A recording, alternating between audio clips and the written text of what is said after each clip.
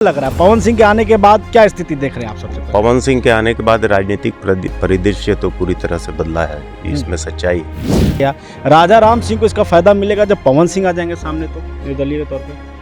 हाँ, निश्चित तौर पे फायदा मिलेगा। तो हम लोग बीच में फंस गए हैं, समझ लीजिए। अगर हम एकदम शुद्ध नागरिक की हैसियत से बोलें, इस वजह से न सिर्फ डेवलपमेंट को लेकर के थोड़ा सा इग्नोर्ड रहा है ये थोड़ा सा क्षेत्र लोकसभा चुनाव के दृष्टि से।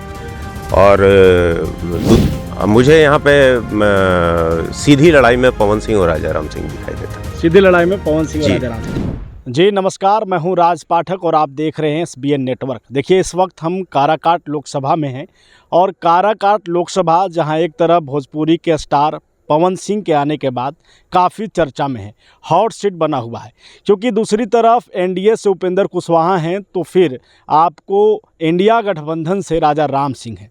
ऐसे में पवन सिंह के आने के बाद यहाँ के वोटरों के बीच में कई तरह की बातें आ रही हैं। हमारे साथ में वरिष्ठ पत्रकार और सहअधिवक्ता हैं, जानने की कोशिश करेंगे कि क्या स्थिति यहाँ की है, क्या जातीय समीकरण है और ख़ास करके पवन सिंह के आने के बाद किसको नुकसान दिख रहा है। सर, सबसे पहले तो स्वागत है। धन्यवाद आपका। सवाल यही है, पवन सिंह आ गए हैं काराकाट में, उसके बाद ये हॉट सीट बन चुका है, क्या लग रहा है पवन सिंह के आने के बाद क्या स्थिति देख रहे हैं आप सबसे पहले? पवन सिंह के आने के बाद राजनीतिक परिदृश्य तो पूरी तरह से बदला है, इसमें सच्चाई है। पहले सीधी सीधी लड़ाई मानी जा रही थी इंडी गठबंधन के प्रत्याशी राजा राम सिंह के बीच और हमारे पूर्व शिक्षा मंत्री और NDA उम्मीदवार उपेंद्र कुशवाहा के बीच। अब स्थितियां बदली हैं। अब ये बहुत मुश्किल होगा ये कह पाना आज के डेट में कि कौन जीतेगा कौन हारेगा। ये पवन सिंह आए हुए हैं, ये कहा जा रहा है कि एक जो उनकी खुद की जाति है, राजपूत जाति से आते हैं। आपको क्या लग रहा है जो स्वर्ण वोटर खास करके NDA की तरफ जिनका झुकाव रहा है, पवन सिंह के आने के बाद बंटने की स्थिति में देख रहे हैं क्या? मुझे अगर निष्पक्ष दृष्टि से मैं बोलूं, अपनी जो समझ है उसमें युवा काफ़ी आकर्षित दिखाई देते हैं उनकी ओर, चाहे वो किसी जाति के हो। किसी जाति? हाँ, युवा उनके घोर समर्थक हैं, उसमें महिलाएं, हमारी युवा बहनें और भाई भी शामिल हैं। वो लोग पवन सिंह के समर्थन में हैं। उपेंद्र कुशवाहा यहाँ से सांसद भी रहे हैं। अब बात करें तो क्या लग रहा है, उपेंद्र कुशवाहा चूंकि बाहरी के तौर पे भी आ जाते हैं काराकाट में और रहे भी हैं यहाँ से सांसद, तो एक विरोध भी है उनको लेकर के, एक बार जनता देख भी चुकी है। राजा राम सिंह पर इस तरीके का भी दिखेगा क्या आने वाले समय में?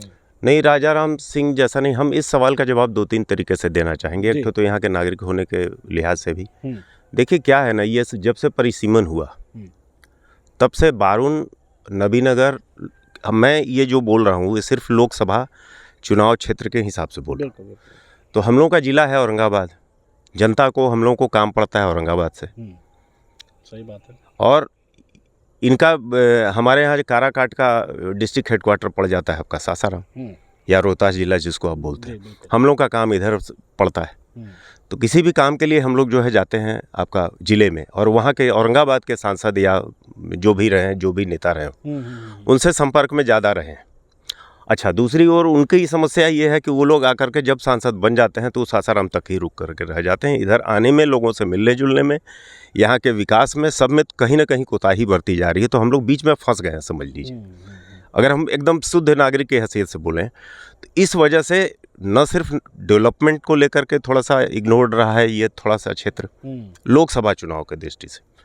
और दूसरी बात यह है कि अप्रोच के लिए भी लोगों का अपने नेता के साथ मिलना जुलना, अप्रोच जो जिसको कहते हैं, वो कम रहा है इस वजह से, क्योंकि 2 जिलों में बटा हुआ हमारे नेता इधर हैं और हमारा जिला इधर है, काम हमको इधर है और जाने की समय। तो एक ठो और उपेंद्र कुशवाहा जी के बारे में सबसे बड़ा प्रॉब्लम है कि एब्सेंस उनका बड़ा खला है। उनकी गैर मौजूदगी जब भी वो रहे उनका खला है, और महाबली सिंह का भी रहे हमारे यहाँ से सांसद, उनका भी खला है। उनका इन लोगों का जो इजी अप्रोच होता है अपने नेताओं से, शायद इस वजह से भी कि वो डिस्ट्रिक्ट हेडक्वार्टर सासाराम है, इस वजह से भी। पहले तो ये बता दें कि जैसा कि सर ने कहा, जो काराकाट लोकसभा है उसमें रोहतास जिले के 3 विधानसभा आ जाते हैं और औरंगाबाद जिले के 3 विधानसभा, जिसमें नबीनगर, आपको दाऊद नगर और एक गो विधानसभा है। ये स्थिति हमें पहले क्लियर कर देना चाहिए। कमोबेश तीनों प्रखंडों में यही स्थिति होगी जो मैं बता रहा हूँ। ये आम नागरिक की पीड़ा है। बिल्कुल। इसको पॉलिटिकल एंगल से मत देखने की कोशिश कीजिएगा। ये जो यहाँ की पब्लिक की समझ है, मैं उसकी बात कर रहा हूँ, मेरी अपनी समझ है। लोग हमसे सहमत या सवाल नहीं। सर ये होगा कि काराकाट लोकसभा में अब उपेंद्र कुशवाहा तो हैं ही उम्मीदवार, एनडीए का यहाँ पर ज़्यादा वोट बैंक दिखता है, लेकिन बिल्कुल। अब ऐसी स्थिति में क्या लग रहा है आपको? क्योंकि इससे पहले महाबली सिंह थे, उनका टिकट काट दिया गया। राजा राम सिंह को इसका फायदा मिलेगा जब पवन सिंह आ जाएंगे सामने, तो निर्दलीय के तौर पे? हाँ, निश्चित तौर पे फायदा मिलेगा। जो दिख रहा है समीकरण में, लोग भी समझ रहे हैं कि अगर पवन सिंह निर्दलीय आते हैं तो स्पष्ट जीत का जो अनुमान है कि राजा राम सिंह का। आप भी इसमें हैं? क्या आप भी इसमें हैं? मेरा सवाल ये है कि ये अगर निर्दलीय में उपेंद्र कुशवाहा हैं चुनाव में और निर्दलीय में पवन सिंह आ जाते हैं, तो सभी का कहना है कि फिर फैसला हो गया एक तरह से कि राजा राम सिंह का बढ़त है। आपको क्या लगता है, ये सही है या फिर नहीं, इसमें मैं कुछ ये है? कहूँगा कि इसको इस तरीके से कि उपेंद्र कुशवाहा के जीत की राह में मुश्किलें ज़्यादा हैं।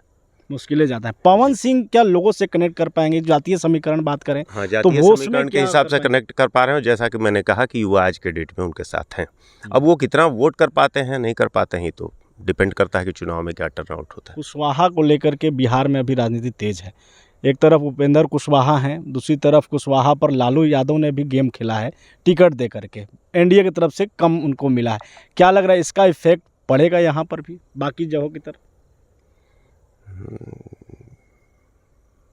आपका प्रश्न फिर दोबारा दो। मेरा सवाल ये है कि उपेंद्र कुशवाहा जो हैं, उन कुशवाहा के नाम पर एक टिकट यहाँ दिया गया है, पहले वो उम्मीदवार हैं।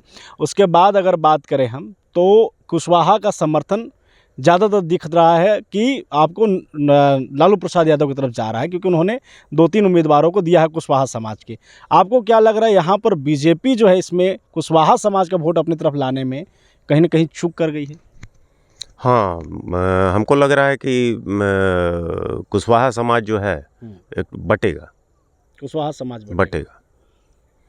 कुशवाहा समाज हाँ, बढ़ता दिख बटेगा। रहा है एक आपको? तरफा वोट जाने की संभावना हमको कम दिखती ये भी चर्चा है कि पवन सिंह पर भी दबाव बनाया जा सकता है। मनीष कश्यप को आप उदाहरण समझ सकते हैं, चंपारण से चुनाव लड़ने की ताल ठोक रहे थे, बीजेपी ने शामिल करा लिया। यह है कि पवन सिंह बैक होंगे। आपको लग रहा है क्या कि पवन सिंह की स्थिति बनेगी, या पार्टी फिर कोई और निर्णय उपेंद्र कुशवाहा पर लेगी अगर दिखेगा यहाँ पर? मुझे पवन सिंह के बैक होने की कोई संभावना नहीं दिखती। और जहाँ तक मनीष कश्यप हम लोग के पत्रकार साथी भी रहे हैं, मेरी इस समझ से उन्होंने सही निर्णय नहीं लिया। वो जीत करके या हार के भी कोई पार्टी ज्वाइन करते तो ज़्यादा अच्छा उनके लिए होता। मनीष कश्यप पे तो ये था ना, उनका ज़्यादा रुझान रहा है। पवन सिंह की जहाँ तक बात है, मुझे नहीं लगता कि वो नाम वापस लेंगे या ऐसा कुछ होगा। अभी तक उनके बयानों से ऐसा कहीं कोई संकेत नहीं मिला और मुझे लगता भी नहीं।